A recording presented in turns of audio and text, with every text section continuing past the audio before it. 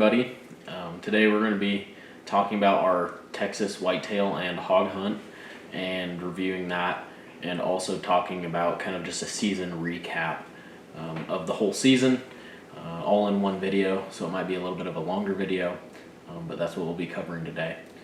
So with our Texas whitetail hunt, my friend Hunter invited us down to his family ranch down there.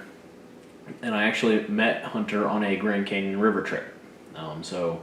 As you might know, I'm a Grand Canyon River guide in the summers, and he and his family came on a river trip, and we just kind of hit it off. We were talking about hunting the whole time, and he invited us to come down to hunt whitetails down there, and I invited him to come up here on an archery elk hunt in Utah. And so he'll be coming on that hunt this year with us in 2023. And so with the Texas hunt, we had never hunted like this before, so hunting out of a stand, over a corn feeder, on a ranch, and so just kind of not quite what we were used to, for sure. Mm-hmm. So we grew up hunting out in the Midwest and had done some whitetail hunting down there, but still a little bit different. So going down there, we didn't quite know what to expect. We knew a little bit just from other content that we've watched. But getting down there is definitely a little bit of a culture shock. Yeah, for sure. And so we also didn't know like where we'd be staying. So we thought we'd be maybe staying at a ranch house. And so for us and out west, that's usually more of like a cabin type of thing, which you're lucky if there's running water. And so we got down there, and it's just like this beautiful house on the hill that has been in his family for generations, and just total gorgeous house, and just mounts everywhere from over the years. So not knowing what to expect, we were kind of blown away right away just from the house. It was crazy. It was crazy when we first got there. We were like, "Oh my gosh," because we were expecting some dingy shack, to be honest, but it was anything but that. It was amazing. Yeah, it was beautiful. So we get there, and first evening we go out, and like as soon as we got there, after 26-hour drive, I think it was 28-hour drive. Yep. We get there and go right out to the stands and go hunting. And so we were sitting in the stands, as you guys saw, over corn feeders that are set at a certain time to go off. And the deer and hogs are kind of just trained that when they hear the feeders go off, they come in and they feed and hit them for an hour or two, and then they head back out and leave. And so Hunter had sent me pictures of this buck prior to the hunt, and told me that this was a buck that I'd be going after while I'm down there. And so it was my target buck, and so he's kind of heavy far back, and so he doesn't sit up right. But yeah, this was my target buck while I was out there. And first night he didn't come in. A different buck that looks just like him came in, but has this sticker on the other side. So that first night, got to watch a lot of cool bucks, got to learn about the ranch and the area, and kind of the deer management that they were doing. Mm-hmm. Some awesome deer management that they're doing on that place. They're taking a lot of deer off the property just because they need to. Yeah, the ranch hand Cody, he taught us a lot about what they're doing and a lot of their conservation efforts that they're putting in down there. It's pretty cool stuff, and they're partnered with the state of Texas actually, and that's how they're doing their conservation on their property. So it's pretty neat stuff. You'll see it all in the videos. So first night, target buck here doesn't come in, and so don't end up getting anything the first night. And then Braden's night sit, nothing came in either. He was just hunting for hogs. Braden wasn't hunting deer while we were down there, as you guys saw. So the next morning, I go out with Hunter. We sit the same stand because that was the stand that this buck was frequenting. And so that morning was action-packed. This buck comes in, and I get a shot at him and drop him right where he was at. And we're just kind of sitting there just waiting to see if any other deer will come back in. And there was this cull buck that was coming into this same setup and same stand that Hunter said that I could take if we saw him. And so right after I'd shot this buck, we're sitting there. I don't know how much time went past, maybe 15 to 30 minutes, something like that. And then this buck comes back in. It's an old buck. He's probably even older than this one, but just didn't have any kind of potential. So he needed to be taken off the property. So I also got to take this buck, which I was super stoked about taking both of these bucks. His body was really big though. Yeah, But he had no antler growth left in him. He was 9 years old, something like that. something like that. Yeah, He was a very old buck, and he was just regressing, and so his antlers wouldn't get any bigger than this. So that's why they took him off the property. Yep. And again, it's part of their conservation effort that they have down there. So it was necessary to take this one. So Yeah, so I was able to take 2 bucks back to back, which was super exciting. same day. Yeah, same day.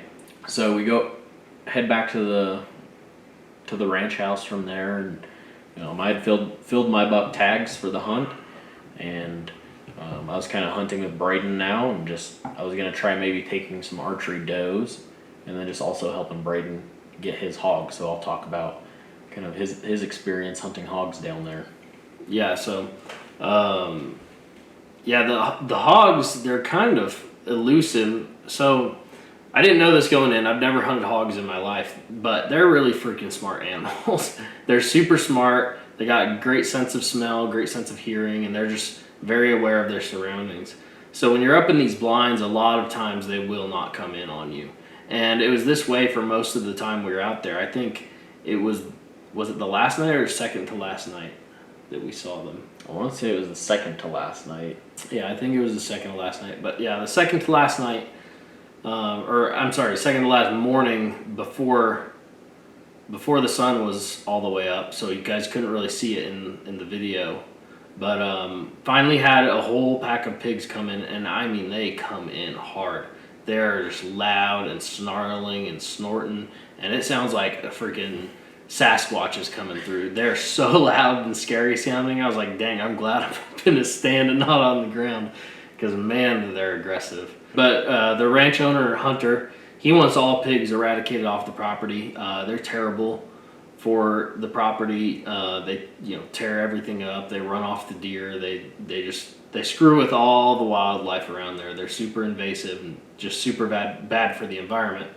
And so, like most Texans, he just wants them gone.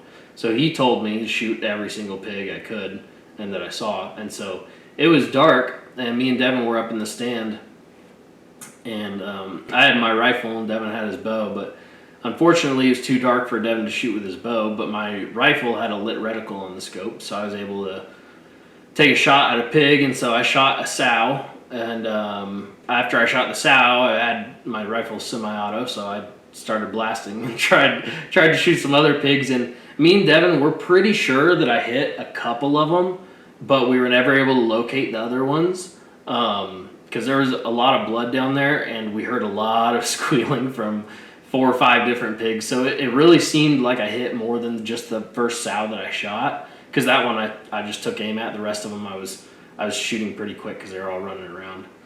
But we're pretty sure I hit maybe 4 pigs total. Anyways, retrieved 1 sow, and then after about 10-15 minutes, some piglets actually came back in, and as gruesome as it sounds, I ended up taking one of those piglets as well. And like I said, it sounds bad, but the piglets, they have to go because they're just going to grow up to be sows and boars and breed more and more pigs. So getting rid of any pigs is good for the property. It's good for the environment. So yeah, I got a sow and I got a piglet, which was pretty awesome. The piglet was really cool. It was like this orange with black spots, and the sow was completely black. Man, do they taste good. Oh yeah, they taste amazing. We for Christmas I ended up cooking the whole piglet. I just skinned it out, and then I kind of butterflied it open, so it was a whole bone-in pig, like the whole carcass, and we just barbecued it over a grill and ate that for Christmas dinner, and it was delicious. It was, I know everyone says everything tastes like chicken, but it tasted a lot like chicken. For wild game, it was like the closest thing to chicken I've ever had, and it was really delicious. But yeah, it was a super awesome experience getting to hunt those pigs. Unfortunately, like I said, I wish we could have got more footage of that, but with it being dark, there wasn't really any shooting footage of the pigs. However, with this new camera that we're getting for this upcoming season, if we end up going back down to Texas, we'll hopefully have infrared, so we can hunt them with infrared footage, and you'll be able to see everything. So yeah, that was pretty much. Let's see, that was the second to last day or the last day. So that kind of wrapped up the hunt. At least for me, it wrapped up the hunt. I didn't see any more pigs after that. And I don't think, Devin, you didn't get anything else after that, correct? No, I started sitting, after I got these 2 bucks, I started sitting some archery stands that they have set up. So I was sitting some archery stands to either take a doe or take take a pig or 2. And so I was just kind of waiting and hunting and watching deer and filming deer. It was super cool just to get there and film deer up close, because out west it's always, you're usually far away. Usually most we're of not. the time. So usually we're not sitting there that close to them for a long period of time, where we're gonna just keep filming them. So that was super cool.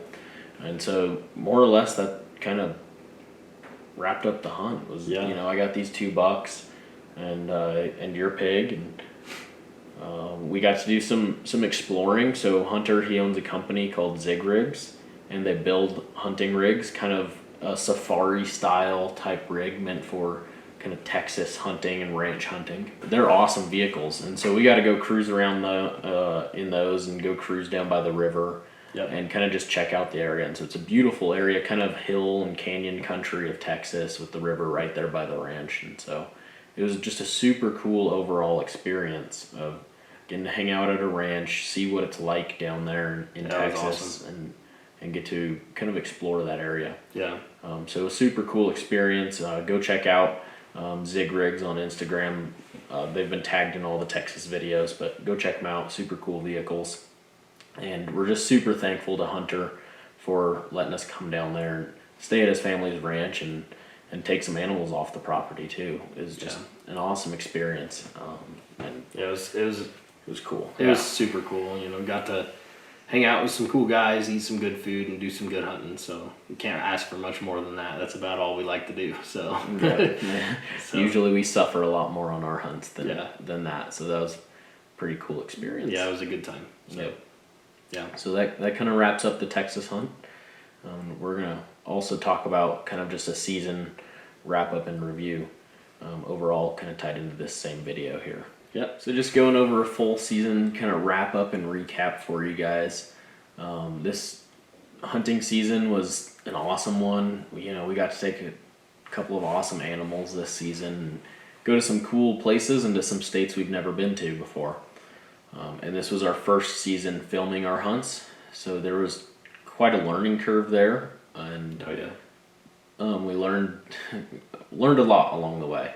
Lots of trials and tribulations with filming. Yeah. Lots of stuff it's a whole different ballgame when you're filming. Because you're hunting, and then now you're hunting and you're making, movies at the same time. It's like, I don't even know how to describe it. It's like a whole different sport at that point. You know what I mean? It's like, it's so much more to think about, because you already have so much to think about when you're hunting, and now you're hunting and doing all this. So and basically you just don't or can't shoot the animal unless you have it on camera or have it on film. Maybe if you don't get the kill shot, that's okay. But if you don't have the animal on camera, or you stalking up to it or anything, then it's you might as well just not even be there or be filming. Yeah. So you definitely have to take that into account. Every time Devin was taking an animal, he's like, "Are you ready? Are you set up?" Usually it's the other guy asking the shooter, "Are you ready? Are you set up? Are you ready to take it?" But then it's funny, because when you start filming, it's flip flop. Devin's asking me, he's like, "Do you have a shot on the bull?" He's like, "Do you have the cameras set up good? Are you focused?" I'm like, "Yeah, I'm good. Shoot him." So it's there's a whole different dynamic whenever you're hunting, and like Devin said, especially when you're taking an animal, because you're the shooter has to sit there and wait until the filmer's fully set up, and then the filmer gives the okay to shoot, and usually it's the other way around. Well, and a lot of times it's usually just the two of us out hunting, and so what we've done in the past is one of us will stay back and spot, the other one will stalk up there and get a shot, so someone's keeping eyes on the animal at all times. But with this, we now need a cameraman and a shooter. And so someone's filming and someone's, the shooter that's stalking in on the animal. And so we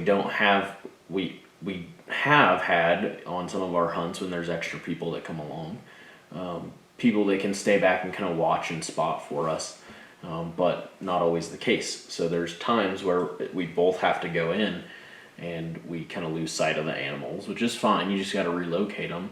But then also you have 2 people or sometimes 3 people stalking in on an animal, where sometimes you'd only have 1 person stalking in on the animal. So it's like twice the amount of noise, twice the amount of movement. You're having to set up a tripod with a camera to get it all set up and dialed in. And so for people that have filmed before, they kind of understand all this. But if you've never filmed a hunt, especially like if you're just filming on your phone, that's one thing. But you know, when you're using camera equipment with tripods and a full camera shotgun setup, mic and yeah, and everything, it adds a whole lot more challenges. Yeah, for sure. Yeah, and then you add the weather in there, so then it starts yeah. raining, and you got to cover up the cameras and all the batteries.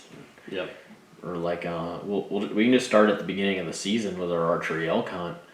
First hunt we've ever filmed, archery backcountry elk. So there's probably, I would say, almost nothing more difficult to film as far as hunting goes. We started off at level 10 instead of level 1. So yeah, as far as hunts go, there's probably nothing more difficult to film. So we're usually going in about 10 miles, setting up camp, and we carried all our camera gear in there with us. And so we added a lot of weight to our packs, and then not knowing how many batteries we would need or how many battery packs and things along those lines, we brought extra, like way more than what we thought we would need. We brought everything we had. Anyway, we brought a ton of stuff Yeah. with us, just not knowing how much we would need. And Yeah. so we had a solar panel so we could charge stuff, and then we had, you know, battery packs to be able to charge. That first hunt, we brought in probably about 20 pounds of camera gear total, including the camera and everything, you know, which divided between the 2 of us about 10 pounds each, but still that's a lot of extra weight when you're backpacking. And yeah, it was intense. It was a lot more stuff than you'd expect. It was a lot more trivial than we expected it to be, you know, and because you see these hunting videos and you don't even think about the fact that they're carrying all this extra stuff with them, and they're worrying about it. You know, it can't get wet. Some of it can, but most of it can't get wet, and you know, you got to keep it clean and, you know, dust free and whatnot. But I think the biggest thing is carrying all that extra stuff, especially when you're backpacking.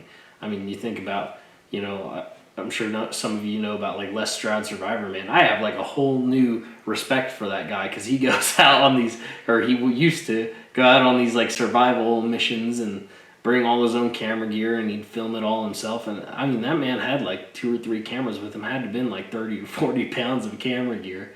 So yeah, it's a crazy experience, and I didn't expect it to be the way it was, but it was awesome.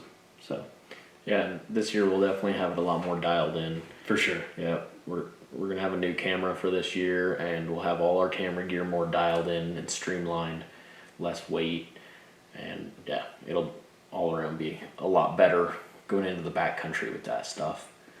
So that elk hunt turned out great. I got my first bull on that elk hunt, which was an amazing experience. As you guys saw, I was like over the moon, so excited about that.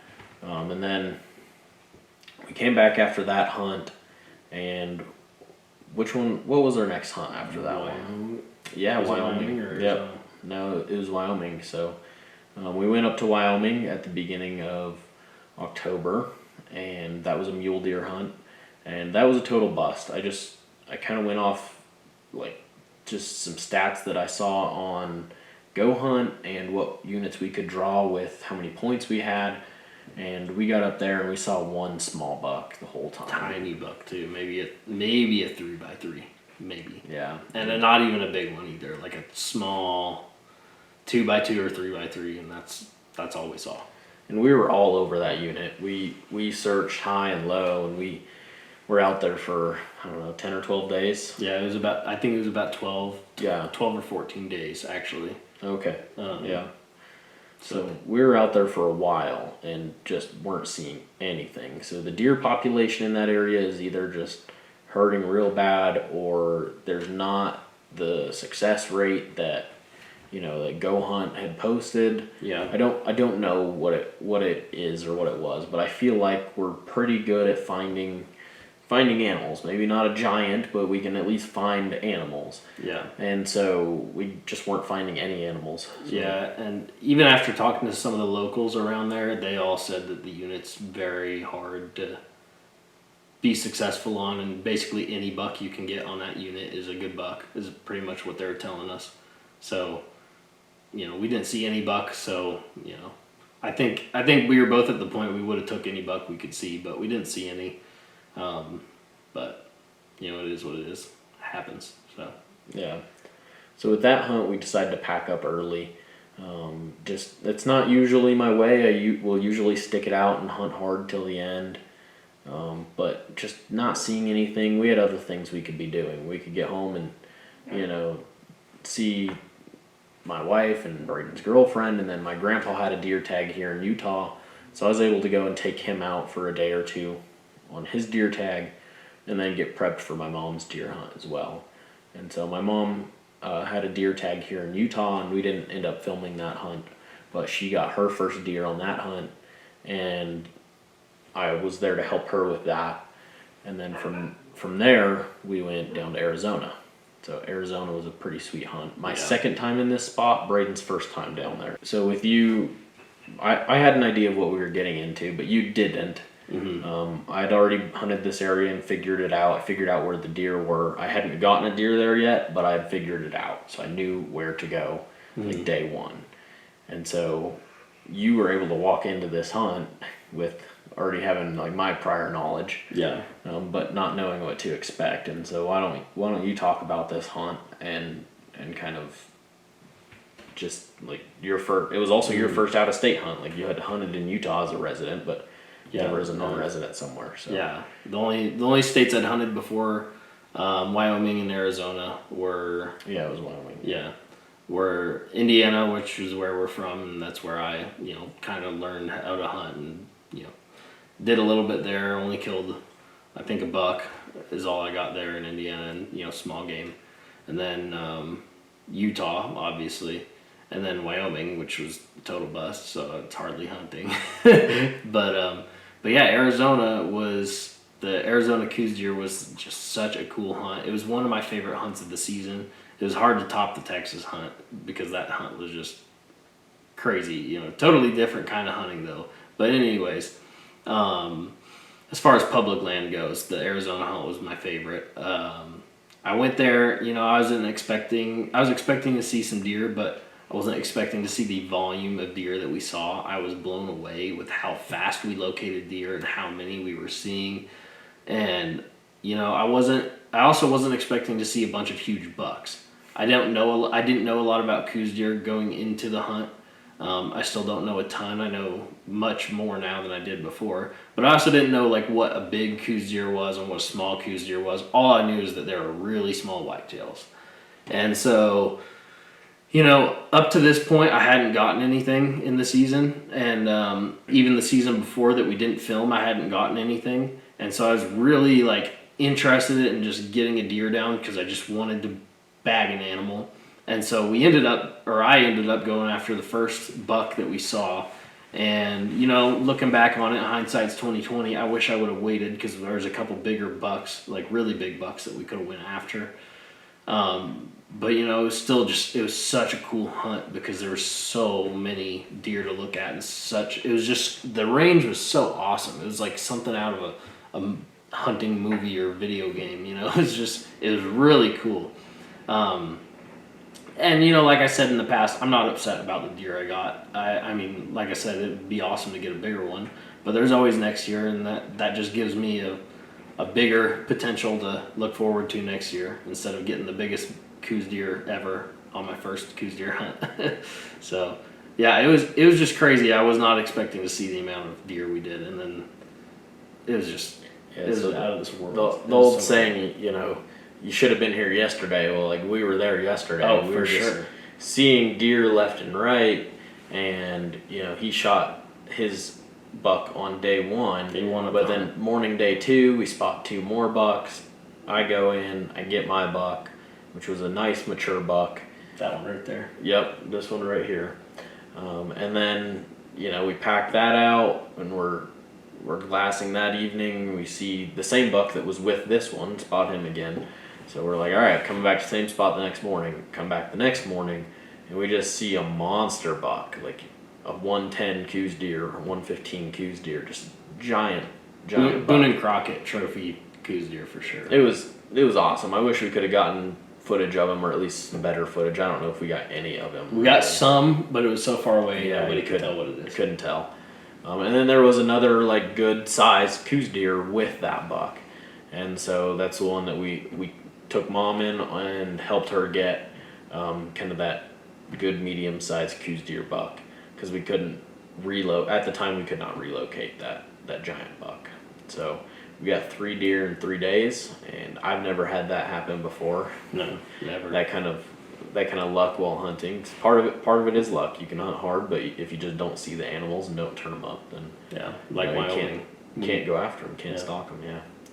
So that was an amazing hunt. Yeah, probably one of my favorites. I mean, I did kill my first bull, so I think that'd be my favorite of the season. But Yeah. for you, I could see Arizona being your favorite for the season. Yeah. For sure. And then from there we went to Colorado, pretty much right out to Colorado. Yep, like right after. Yeah, for a rifle elk hunt.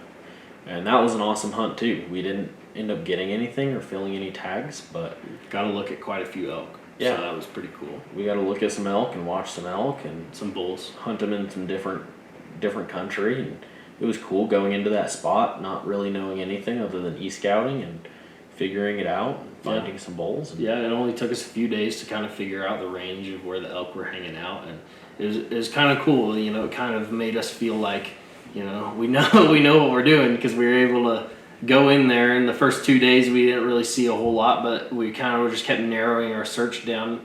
You know, find it like kind of locating closer and closer to where they were at. And, you know, we eventually got to a point where we were seeing elk every single day because of the way we, you know, narrowed it down. And it felt good knowing that we could figure that out, and knowing that we've kind of got an idea of how to find elk without any sort of guidance from anybody. You know, we went into a totally new area we've never seen before, just from e-scouting, and we figured it out. We found the elk. And like Devin said, we didn't get one, but that was just because of the way things worked out with the position of the elk and the position of us. But that happens to everybody. So yeah, if the elk were 200 yards closer, if we were able to get 200 yards closer to the elk, we would have gotten a bull or two easily. Just Yeah. we weren't able to get any closer to them because we were right up against a cliff ledge. And so we didn't fill any tags on that hunt, but that's okay. It was a really good hunt, kind of because of what Braden described. And yeah, it was a cold it was a cold hunt, but it was a good man. it was a good one for sure. And then from there we went down to Texas to wrap up our season. And so you guys you know, just heard about the Texas hunt. That was an awesome experience. Again, thank you to Hunter for hosting us at his family's ranch.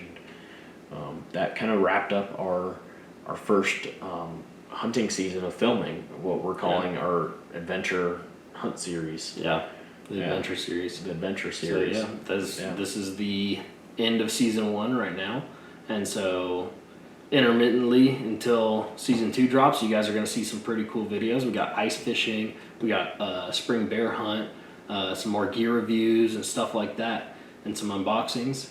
So you guys are going to have plenty of stuff to watch until season 2 of the adventure series drops, which is we're hoping is going to be even better than last season.